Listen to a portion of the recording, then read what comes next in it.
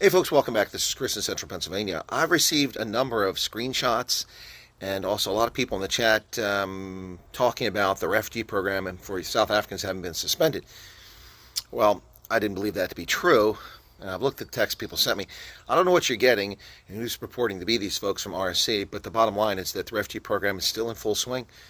And there are people in the States, in South Africa, and in Kenya actively working to help South Africans get their statement of interest processed, get interviews, do medical checks, and be cleared to become refugees to come to the United States. So I don't know what's behind this. Also, there's been this issue where some people have said that they've talked to RSC, who's contacted them, and they say, well, they can't go any further because PRM has to handle your case. I don't understand what's going on with that story. I am checking into it and see if I can't figure out what the deal is there. What is happening.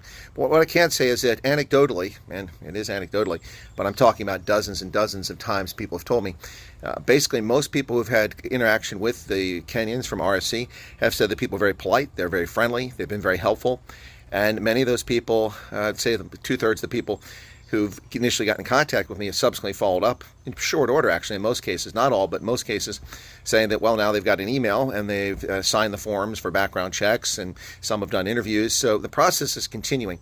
But the State Department's not making big fanfare out of this. The Trump administration is not making big fanfare out of this. And instead of reading nonsense into that, people should read into that the United States is trying to politely not give South Africa a hard time and just let this process fold out or unfold, because the U.S. could easily embarrass South Africa, and that's not the intent. The intent here is to help people who are suffering from unjust racial discrimination. And we still see this nonsense. I don't know why it's so hard for journalists. I guess journalism is dead today. It's 59. And if you don't believe that, simply do a Freedom of Information Act with the U.S. Embassy or with the U.S. government, and you will find out once the State Department releases they were 59 on that first flight. But we still see idiots run around in so-called journalists saying 49 and calling them so-called refugees when they're actually legally refugees. So that's not journalism, that's just propaganda.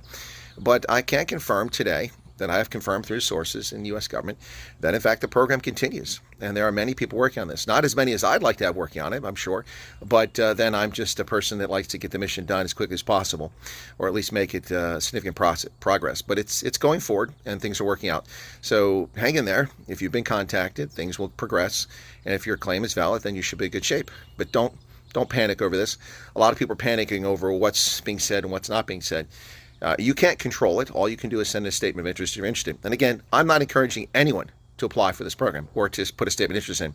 Also not discouraging anybody. It's not my place. My job is just to give you accurate, honest, genuine analysis. Cheers.